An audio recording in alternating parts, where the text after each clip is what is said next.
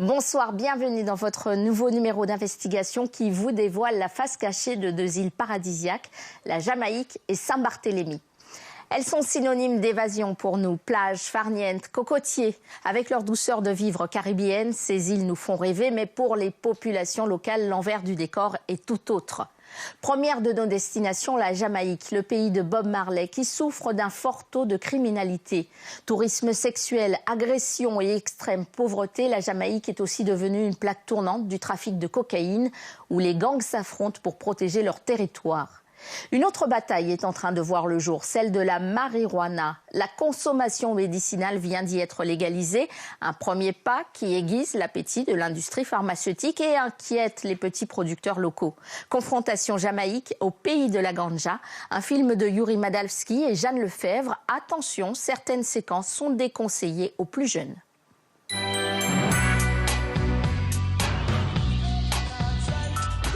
Jamaïca, la terre de l'eau et du bois. C'est ainsi que les Indiens Arawaks nommaient la Jamaïque lorsque Christophe Colomb la découvre en 1494. 5 siècles plus tard, la petite île des Caraïbes, située à moins de 250 km au sud de Cuba, est devenue un paradis pour les touristes venus surtout des États-Unis. Les clichés sur la Jamaïque sont nombreux.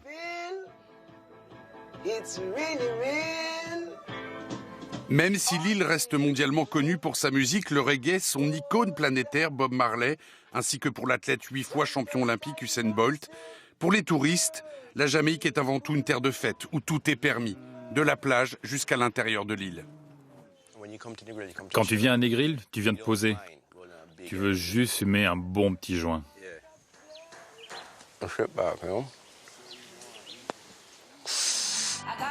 Mais attention, depuis avril 2015 et la décriminalisation du cannabis, les touristes peuvent fumer, en toute légalité, mais non sans certaines restrictions. Nous n'avons pas légalisé la ganja. C'est toujours illégal. Et on peut mettre une amende aux gens qui transportent plus de 56 grammes de cannabis.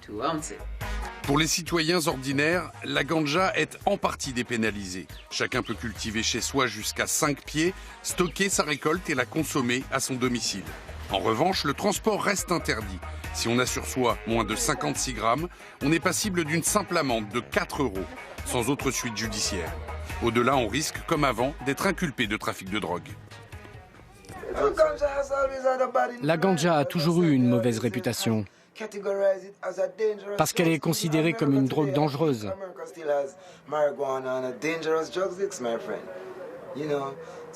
Rien de nouveau, vous savez. Encore aujourd'hui, beaucoup de gens sont complètement opposés à la consommation du cannabis. Le gouvernement jamaïcain veut favoriser la création d'une industrie de produits médicinaux à base de cannabis. Pilules, huiles, inhalations, crèmes, aliments, avec l'espoir de les exporter dans les pays où ces vertus curatives sont reconnues, comme le Canada, Israël ou l'Europe du Nord. Il a créé une agence d'État chargée d'attribuer des licences de culture à des entreprises privées. On attendait que cette industrie se développe depuis très longtemps. Beaucoup de gens ont souffert à travers le temps, comme Jacob Miller, Bob Marley, Peter Tosh, des légendes du reggae, comme aussi les Rastas. Encore aujourd'hui, des gens sont en prison juste pour avoir fumé un joint. En décriminalisant le cannabis, le gouvernement jamaïcain espère inverser une spirale faite de pauvreté et de violence. La Jamaïque est l'une des îles les plus pauvres de la Caraïbe, avec 3 millions d'habitants et un des taux de croissance économique les plus bas au monde. Pour les autorités, développer la culture de la ganja est strictement médicinal et non récréatif. Nous n'avons aucune envie que la Jamaïque devienne une destination de camé. Pas du tout. Mais de l'autre côté de l'île, à Negril, le Saint-Tropez jamaïcain, les touristes fument allègrement et se procurer de la ganja est très facile.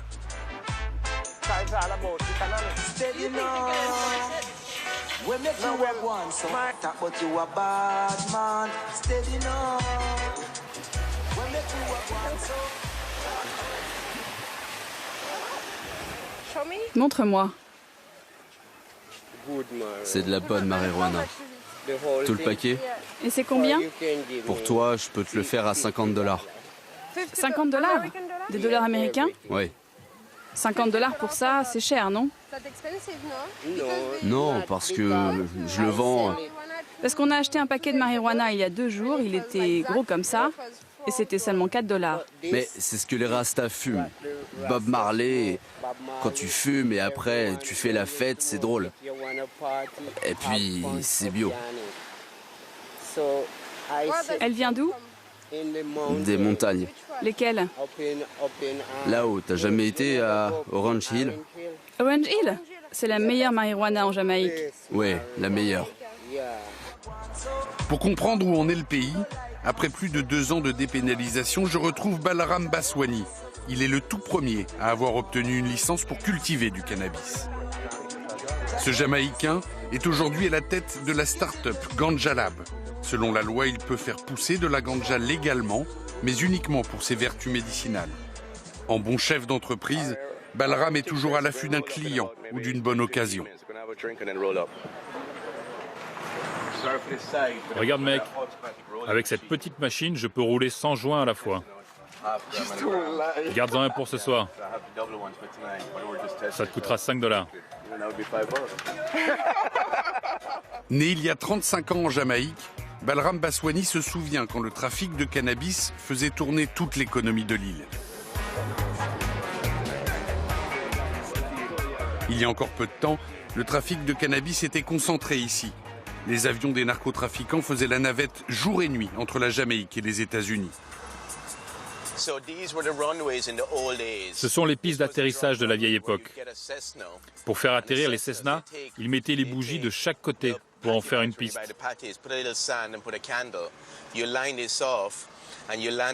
Ils atterrissaient ici de nuit et chargeaient la drogue. Et ils repartaient aussitôt vers Miami. C'était comme ça. Ça a été bombardé et brûlé par les autorités de nombreuses fois. Une époque qui semble révolue. Aujourd'hui, plus besoin de se cacher pour trouver son herbe et passer commande.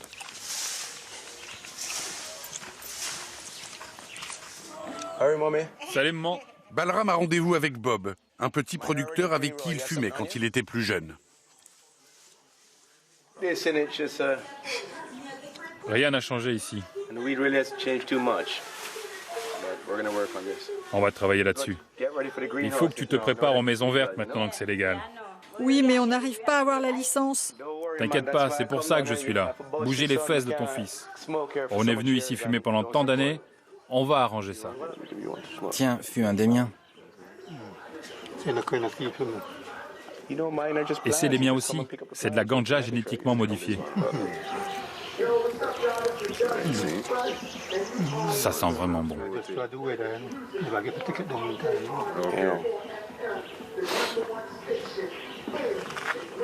Ici, à Orange Hill, toutes les plantations sont illégales. Pour se ravitailler, Balaram n'a pas le choix. Il doit venir ici pour trouver la meilleure herbe du pays. Malgré les lois de décriminalisation promulguées en 2015, personne n'a encore de licence pour faire pousser légalement. C'est ce que j'ai en commun avec les Marley. J'adore les femmes et j'adore la ganja. Balaram recherche la perle rare qu'il pourra cloner. C'est là que tu recherches le diamant pur. Si tu recherches quelque chose de spécial, comme ça, celui-ci pourrait être un truc vraiment sérieux. Je le prendrai, je le couperai en deux, je le replanterai pour en faire des clones.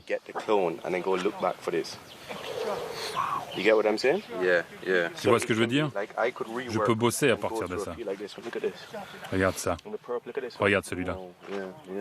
Malgré l'obtention de sa licence pour cultiver la marijuana à des fins médicinales, Balaram est toujours obligé de se ravitailler dans les champs illégaux de l'île.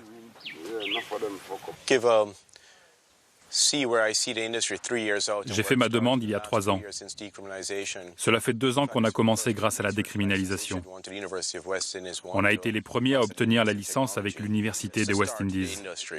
C'était le début de l'industrie, le début de la culture à des fins médicinales dans toute la Jamaïque. Pour moi, je veux la jouer clean et respecter les règles, pour développer l'industrie et à terme rembourser les dettes du pays. Pour la Jamaïque, c'est incroyable d'avoir ça. Ne le gâchons pas. On va continuer et à la fin, ce sera un produit jamaïcain.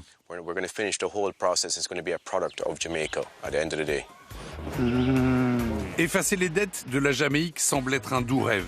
Il est encore difficile pour un petit producteur de se procurer sa licence et l'identité de ceux qui l'ont obtenue reste encore secrète. Nous avons donné des licences provisoires pour la culture légale. C'est un processus en cours. Personne n'a encore de licence définitive. Et pour l'instant, je ne peux pas vous révéler le nom des entreprises qui ont reçu ces licences. Pour se défendre face au système, les fermiers illégaux se sont regroupés en associations. Ayavi, un vieux rasta révolutionnaire, est à la tête des petits producteurs de ganja de l'île.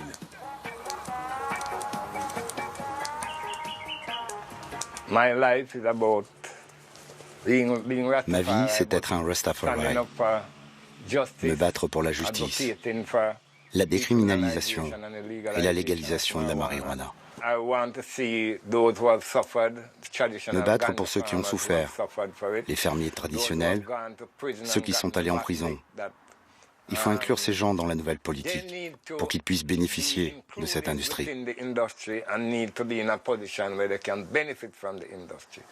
On ne veut pas que les investisseurs étrangers écrasent tout, avec l'aide des Jamaïcains qui combattaient historiquement la culture de la ganja. C'est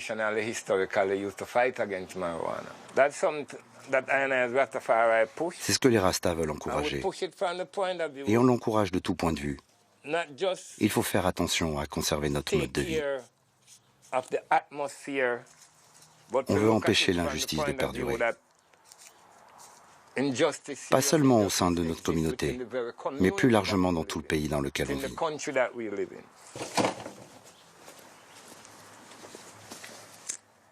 Ayavi a fait plusieurs années de prison en tant qu'activiste et rasta.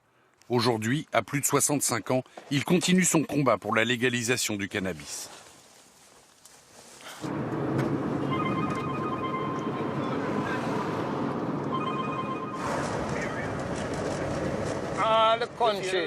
Tous les pays qui ont décriminalisé la marijuana ont vu la consommation de drogue dure chuter.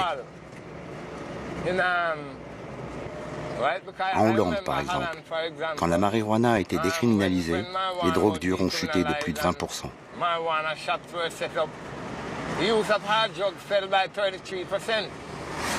Ici, on est victime d'une véritable hypocrisie.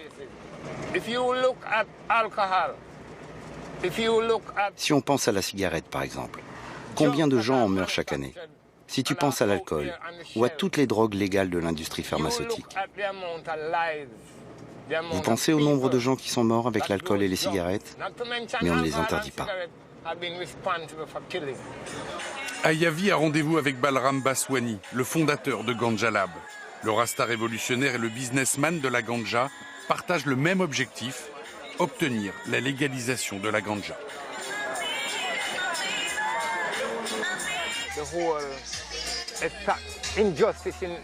Tu vois ce que je veux raconter, c'est que tout ceci est complètement injuste. Tu veux aller aussi loin? Moi, je veux y aller à la cool, tu sais. Ok, mais si on y va ensemble, n'oublie pas ce qu'on a subi avec la marijuana.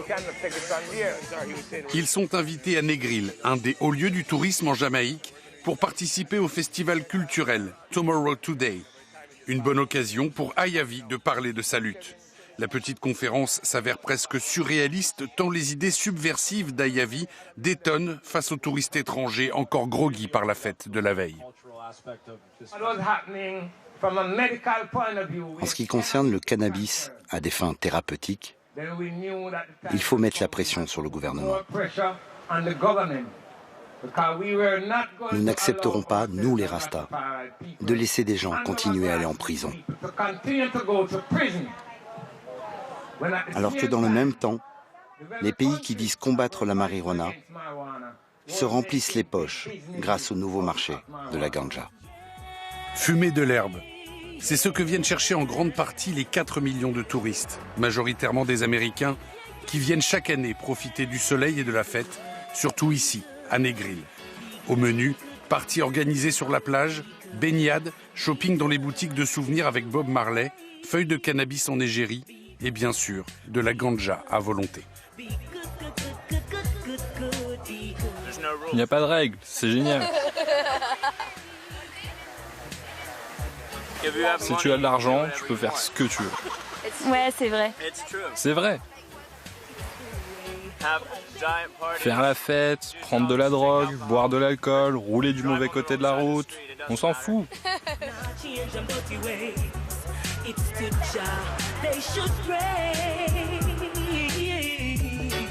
Les Américaines adorent la ganja, pas la cigarette. Mais tous les jours, c'est ganja, ganja, ganja. La Jamaïque semble être l'île de tous les excès. Au-delà de la fumette et de la fête, un autre phénomène se développe. Beaucoup d'étrangères se promènent au bras de beaux et jeunes Jamaïcains. Tous les guides touristiques mentionnent cette prostitution masculine.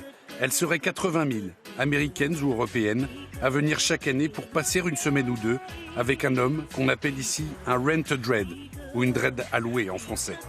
Ces hommes ne sont pas des rastas, ils portent des dreadlocks pour plaire aux femmes occidentales. Shaba, 35 ans, travaille dans un bar au bord de l'eau. Il est plagiste et gagne $10 par jour.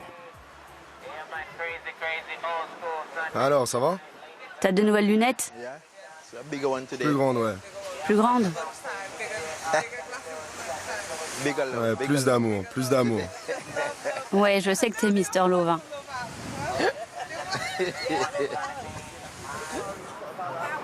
Il y a plein de jeunes sur la plage. Ils n'ont pas de boulot. Alors ils recherchent des filles pour leur faire l'amour, les balader. Ils ont juste besoin d'argent. Certains sont rasés, certains ont des dreads. À Negril, on nous appelle les wanted dread, les gigolos. Mais nous, on s'en fout.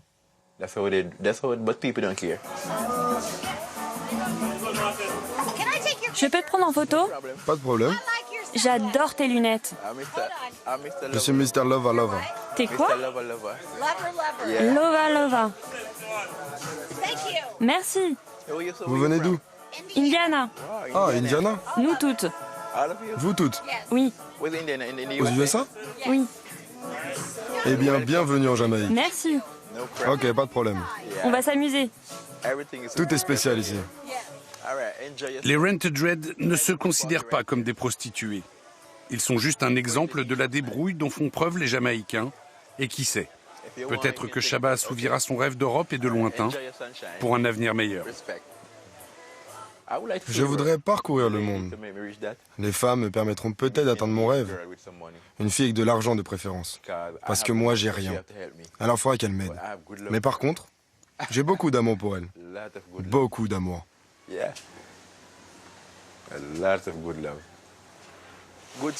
Vous avez bien nagé aujourd'hui? Alors, vous êtes contente? Je suis déçu que vous partiez. Les meilleures choses ont une fin, tu sais. Si vous ne savez pas où aller en Jamaïque, revenez ici. Revenez me voir avant de retourner en Allemagne. Allez, respect. Ma douce reine, tape mon 5.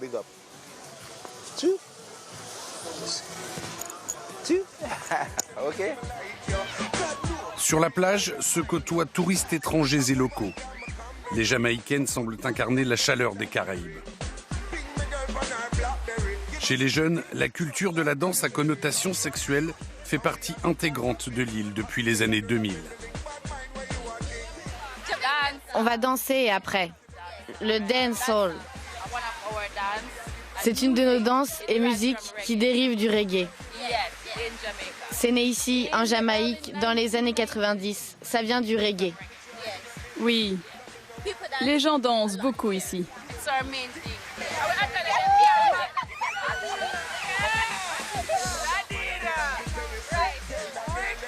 Il n'y a pas que la drogue en Jamaïque. Il y a l'ambiance. C'est chaleureux et accueillant. Tout le monde s'entend bien ici. C'est cool. Il fait beau, c'est magnifique. À la tombée de la nuit, la Jamaïque des plages se métamorphose. En bord de mer se succèdent les soirées qui déchaînent les foules. Après avoir fumé la meilleure herbe du monde et bu tous les cocktails possibles, les touristes sont prêts pour tous les excès. Sexe, drogue et rock'n'roll.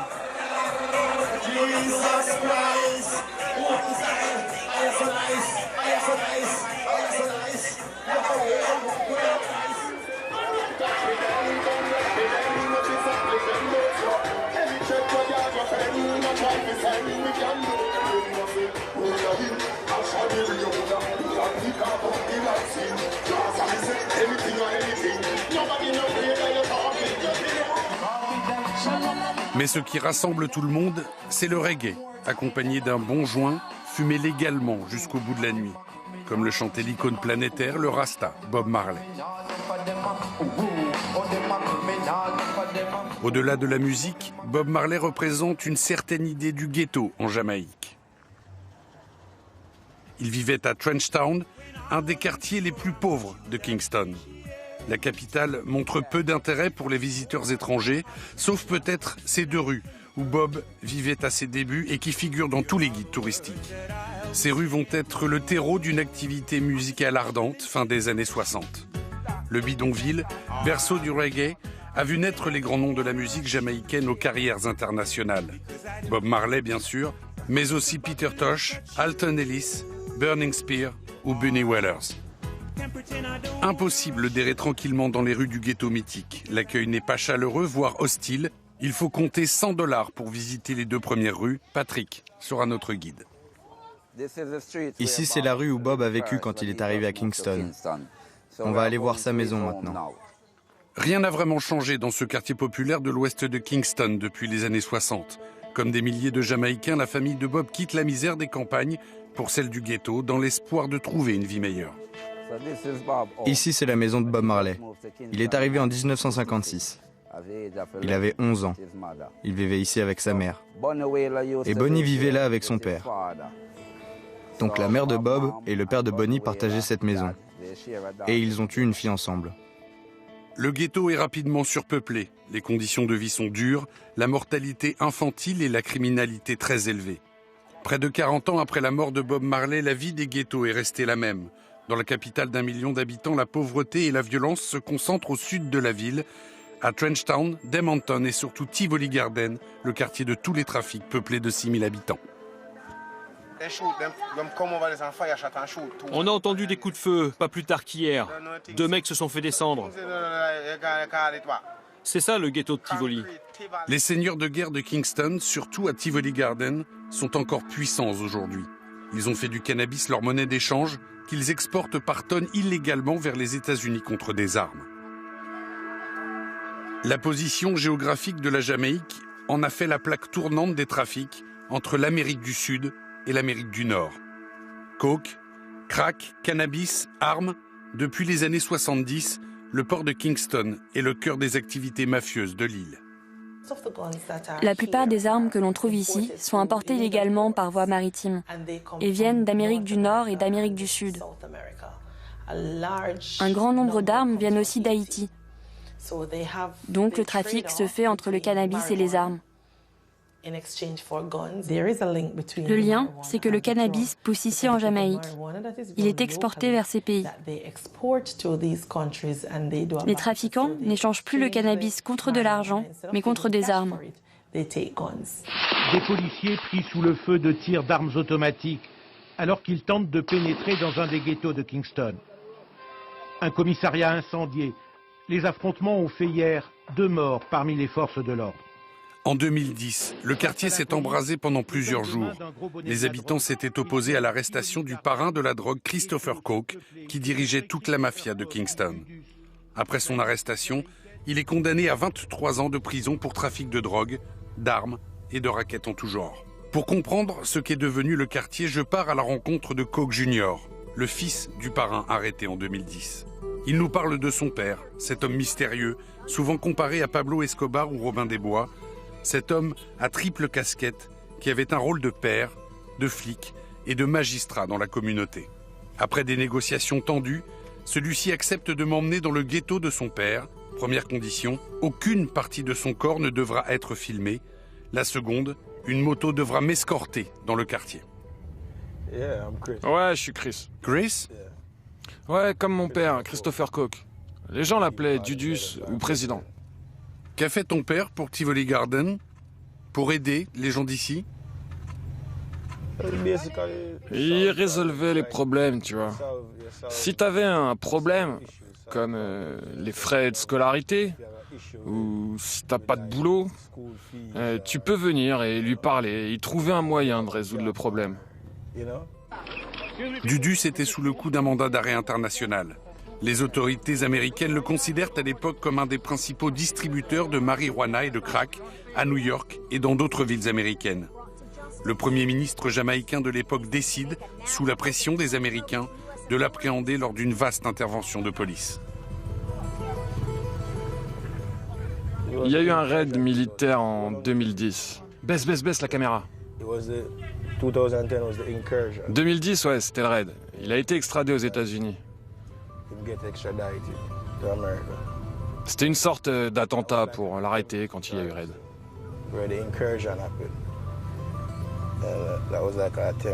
Ok, c'était une tentative et combien de personnes ont été... 72 personnes ont été tuées. C'est ce qui a été dit officiellement. C'est ce qui s'est passé officiellement. Depuis l'arrestation de son père, plus personne ne tient le quartier de Tivoli. Le fils Koch n'a pas la stature du parrain. En novembre dernier, il est même blessé à l'abdomen par un autre gang du quartier.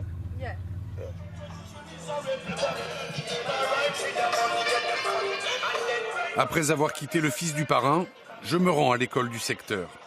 Je vais à la rencontre d'une association de gamins de Youth of Tivoli, la jeunesse de Tivoli. Ils acceptent de me montrer le quartier.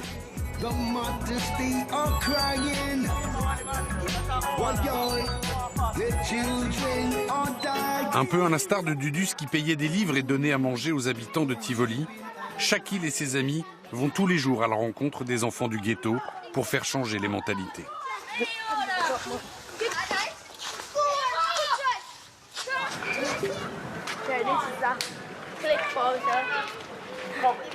Venez ici les enfants, je vais vous parler. Qui sait bien jouer au foot? Tout le monde ici veut devenir joueur de foot. Qui sait chanter? Qui court vite? Tout le monde ici court vite. Peut-être qu'un jour, vous serez des chanteurs à succès ou des footballeurs professionnels. C'est une manière de sortir du ghetto. Mais n'oubliez jamais l'éducation. Un jour, je peux réussir, et un jour, je peux devenir quelqu'un.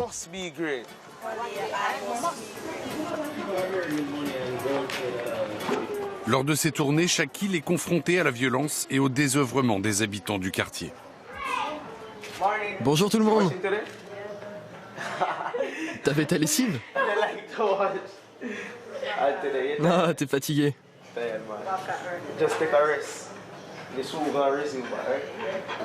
J'en peux plus de la violence. Je dors, je regarde la télé et je ne veux rien savoir sur la violence. Quand la guerre a commencé, c'était pas bon. Des gens sont morts. On ne peut pas les ramener. C'est comme ça à Tivoli Garden. La guerre des gangs, c'est ce que nous raconte aussi un commerçant de Tivoli. Chaque jour est un combat. Tivoli, c'est cool, mais ils ont détruit cet endroit. La police et l'armée viennent ici, c'est pas bon. Mais Tivoli, c'est cool, mec. Tivoli, c'est bon. Tu vois ce que je veux dire, mon gars? C'est comme ça ici. Tu dois envoyer les enfants à l'école, mais ils ne peuvent pas à cause des fusillades. Ils ne peuvent même pas sortir jouer quand les tirs commencent. Tu ne sais jamais quand ça va commencer à tirer. L'autre soir, 2 hommes se sont fait descendre juste là. C'est comme ça ici, mec. C'est le vrai Tivoli. Quand le général Dudus était là, c'était mieux.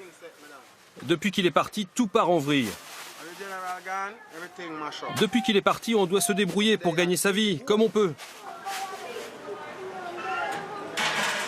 Tout le monde dans Tivoli tient le même discours.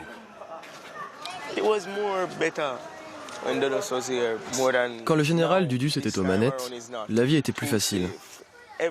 Chaque leader a du bon et du mauvais, comme les politiciens. Certains sont bons, d'autres sont mauvais. Certains ont volé tout l'argent du pays. Mais avec Dudus, c'était bien. On mangeait à notre faim, on en profitait bien. On avait des cadeaux et des arbres de Noël. L'école était gratuite, comme les livres. Quand tes parents ne pouvaient pas te payer ce qu'il te faut, ils s'en occupaient. Et s'ils ne pouvaient pas, il appelait directement le Premier ministre pour changer les choses. Peu importe comment il se débrouillait pour que l'on ne manque de rien. Malgré la dépénalisation, la Jamaïque continue à être le premier fournisseur de cannabis pour les États-Unis. La marijuana fait tourner l'économie souterraine du pays. Et c'est en partie pour enrayer ce trafic et toute cette violence que le gouvernement a décriminalisé la ganja. Il s'agit pour les autorités de faire une distinction entre le trafic de drogue et le marché légal de marijuana à des fins thérapeutiques. C'est une substance très surveillée et soumise à des conventions internationales. Ce qui fait que dans le cadre du développement de cette industrie, nous avons fait très attention, car nous ne voulions pas qu'il y ait de vases communicants entre le marché licite et le marché illicite. En revanche, pour les Rastas, ces nouvelles lois sont une véritable révolution. Ils peuvent cultiver et transporter leur herbe sans limite de quantité, à condition de ne pas en faire commerce et de la consommer dans leur lieu de culte. Avant la décriminalisation du cannabis, les Rastas étaient persécutés. Ils pratiquaient leur religion en marge de la société. À 2 heures de route, dans les lacets de montagne qui surplombent Kingston, puis encore 45 minutes de marche, se trouve une grande communauté Rasta, la School of Vision. Née dans les années 30 en Jamaïque, les Rastas considèrent Haïlé Sélassié, le dernier empereur d'Éthiopie, comme le nouveau messie africain. Dermot Fagan est le prêtre de cette communauté qu'il a fondée il y a près de 30 ans. Chaque samedi, c'est Shabbat, ou jour du Seigneur. Ils prient leur Dieu, Jah, incarné par Haïlé Sélassié, et attendent son retour sur terre. On répète Jah Rastafari 7 fois. Puis à la fin, après les 7 prières répétées, on se rassemble et on s'adresse à Dieu pour l'introspection et le pardon. Le cannabis est la partie la plus importante de notre mode de vie. Comme on l'a dit avant, nous avons été le peuple le plus persécuté de la population jamaïcaine. Pour cette même herbe, on a été envoyé en prison, on a été tué, on a été mutilé, abusé. Pour cette même plante. Comme je l'ai dit, on vit pour voir. Le gouvernement a été forcé de reconnaître que ce qu'on leur disait depuis des années, que la ganja pouvait aider dans notre vie, pouvait aider au niveau de la médecine, mais aussi économiquement.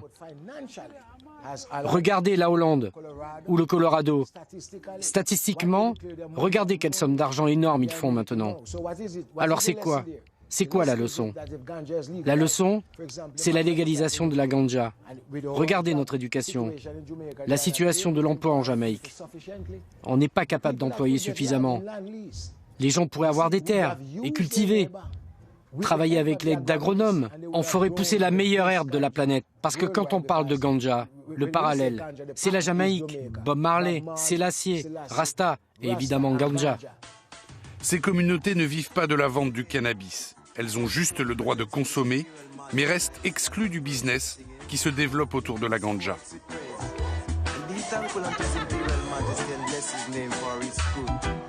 Pour en savoir un peu plus sur les retombées économiques de la décriminalisation, je retourne voir Balram Baswani, le fondateur de Ganja Lab. Il a réussi à attirer des investisseurs étrangers, notamment du Colorado, qui ont mis $500 000 dans sa start-up. Il est très confiant sur les futures retombées financières de la nouvelle industrie du cannabis. Ici, nous avons ces femmes qui travaillaient avant dans des plantations de café, dans l'industrie du gingembre, et maintenant, elles travaillent dans le cannabis. Qui l'aurait pensé? Ça va être un super truc pour la Jamaïque. D'abord, ça va apporter des emplois pour beaucoup de travailleurs. Surtout qu'ils aiment ça. C'est juste une question de temps pour que les Jamaïcains puissent être impliqués dans un cadre de travail légal. Et je pense que ce sera le prochain gros truc pour la Jamaïque. Pas seulement en termes de création d'entreprises, mais aussi en termes de création d'emplois. Et avec cela, la Jamaïque peut devenir une Mecque pour la weed. À Kingston, l'université des West Indies s'est aussi lancée dans les recherches en cannabis en partenariat avec la société Medicanja, une alliance publique-privée dans un secteur qui pourra rapporter gros dans les années à venir. Cet homme, c'est Henry Love, professeur scientifique et entrepreneur. Il produit des médicaments à base de cannabis pour différentes maladies, vomissements, douleurs, nausées, diarrhée, insomnie. Son équipe travaille sur les nouvelles recherches scientifiques et le développement de nouveaux produits. Shara Watson est à la tête du laboratoire.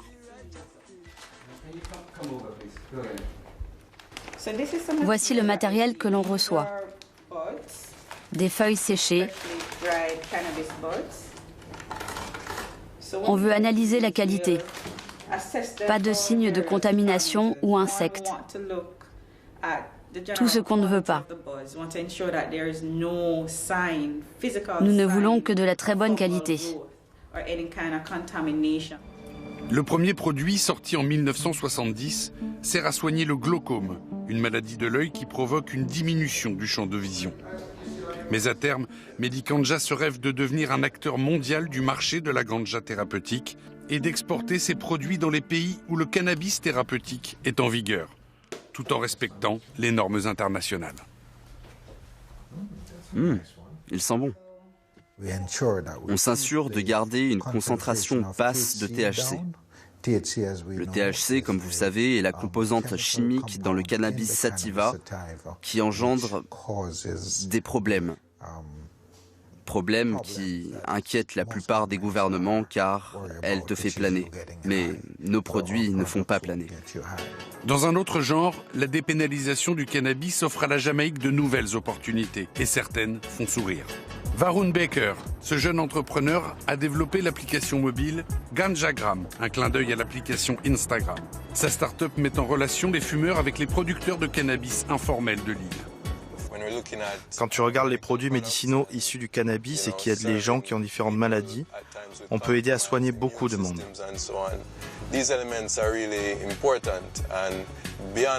Mais l'important, c'est que ce soit décidé par les Jamaïcains. Cela aura des retombées positives pour le monde entier.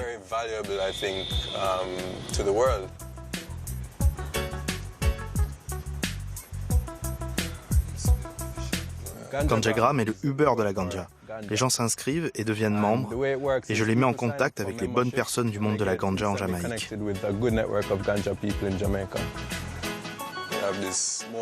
J'ai cette application mobile qui s'appelle Ganjagram. Ça met en relation les gens autour de la ganja dans le pays. Tu appuies sur un bouton et tu sais où trouver le bon produit, avec un numéro. Et tu n'as plus qu'à les contacter où qu'ils soient. Varun vient rencontrer Julian, un producteur amateur qui fait pousser son herbe illégalement et veut l'écouler grâce à Ganjagram. En rencontrant des producteurs comme Julian sur les hauteurs de Kingston, dans un quartier chic, il veut permettre aux petits producteurs de se développer. La peur des investisseurs étrangers se fait sentir. Ça sent bon, là.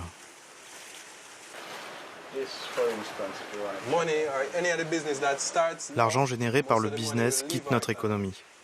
Si les investisseurs ne sont pas jamaïcains ou au moins des Caraïbes, tout l'argent va partir. Et tous nos efforts rempliront les poches d'autres personnes. Les étrangers font presque la queue à l'extérieur avec plein d'argent. Ils attendent que ça décolle, mais ils ne font pas le lien avec nous, les locaux. Varun continue sa petite tournée pour découvrir de nouveaux produits.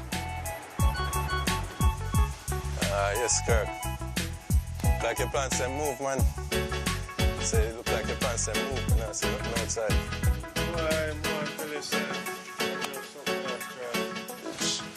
Mad. Okay, very nice.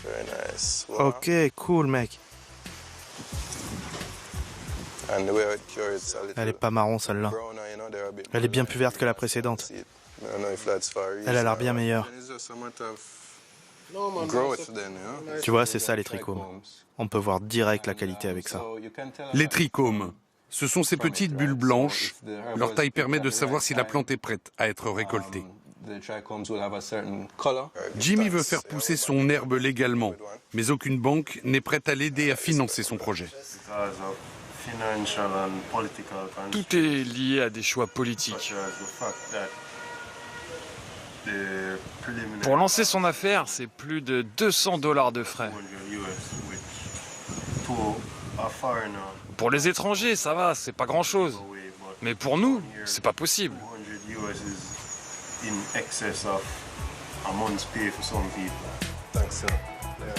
Et c'est bien là que le bas blesse. Pour un petit producteur, les prix pour lancer une plantation légale sont prohibitifs. J'ai peur bien sûr que cela nous échappe, comme dans toutes les autres industries jamaïcaines.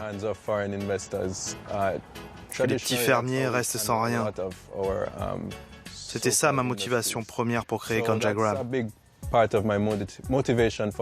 Et c'est pour ça que je veux en parler au plus grand nombre de fermiers possible. Les fermiers ont toujours travaillé dans l'illégalité. Les raids de la police étaient fréquents. Ils brûlaient les plantations sans prévenir. Depuis les lois Ganja, la pression s'est un peu relâchée, mais les restrictions sont très précises, ce qui ne permet pas aux petits producteurs de se développer légalement. Nous devons procéder à une sélection très stricte pour les gens qui veulent produire du cannabis à but thérapeutique. Et j'insiste sur le terme thérapeutique parce que c'est ce que nous autorisons et non le récréatif. Il y a beaucoup de petits producteurs locaux illégaux qui veulent obtenir leur autorisation, mais ils doivent passer par cette sélection. Ces restrictions ne permettent pas encore aux fermiers de travailler légalement. Alex, ce jeune cultivateur de 25 ans, attend toujours sa licence pour vendre son herbe à des fins thérapeutiques. Presque tous les pieds ici vont être prêts à être récoltés. Ils ne vont plus avoir besoin d'eau. Si vous regardez, les feuilles tombent un peu, ça va leur permettre de sécher. Ça veut dire que le séchage, qui est vraiment long, commence en fait dans les champs. Comment sait-on quand c'est prêt? Eh bien, comme toutes les autres plantes, le cannabis a un cycle de vie. Son but, c'est de se reproduire et d'avoir une famille, en d'autres termes. Donc, la plante femelle, celle que nous fumons, si vous regardez de plus près, il y a des épis au-dessus des têtes, et ces épis attrapent le pollen des mâles. C'est un marché, comment dire, un peu comme le vin. Certains vins sont bon marché, d'autres sont plus chers. Comme un bon Bordeaux, par exemple. Il est plus cher. Finalement, c'est pareil. Si tu es capable d'amener ton produit à ce niveau, tu peux vendre ton produit entre 50 et $100 pour 30 grammes. C'est une marche à suivre. Si tu n'es pas dévoué à la tâche, si tu n'as pas une passion pour ça, si tu fais seulement ça pour l'argent, c'est bête, parce que c'est un travail très difficile. Pour obtenir la nouvelle licence de cannabis délivrée par le gouvernement, il faut équiper son champ de barrières, mettre des caméras de vidéosurveillance, soit débourser près de 3 000 € par an. Un budget trop élevé pour tous ces cultivateurs. Notre plus grande inquiétude, avec la nouvelle industrie du cannabis, qui devient légale et officielle, c'est que l'autorité qui délivre les licences soit trop restrictive. C'est très dur d'obtenir sa licence. Ce que nous réclamons, en tant que petits fermiers, c'est de ne pas être exclus du marché. Nous avons peur de ne pas être autorisés à faire partie de cette industrie que nous avons construite, pour laquelle nous avons été battus, pour laquelle nous avons été mis en prison, etc. Si c'est fait correctement, s'il y a un certain standard de production, si c'est fait proprement, de façon transparente, et que les Jamaïcains peuvent profiter des revenus du cannabis, alors nos hôpitaux seront rénovés, nos routes reconstruites. Nous pourrons avoir un meilleur système éducatif. Ce sont nos grandes préoccupations. On voit ce qui est fait dans différents États des États-Unis, par exemple, ou ce qu'ils sont en train de faire en Uruguay, un pays si proche de nous. On observe. Après avoir vu des États comme le Colorado et la Californie générer des milliards de dollars de revenus, la Jamaïque espère bénéficier à son tour de 2 milliards de dollars par an avec son cannabis. Et à terme, légaliser la ganja. Mais les lois internationales ne le permettent pas encore. Nous espérons que le marché mondial va évoluer. Je vous ai donné un aperçu de ce qui se passe aujourd'hui. Mais si le marché international se décriminalise encore plus et permet l'utilisation récréative, ça nous intéresse parce qu'il y a d'énormes opportunités ici. En attendant que les lois internationales autour du cannabis ne changent, le tourisme reste encore aujourd'hui le principal fournisseur de devises étrangères pour la Jamaïque.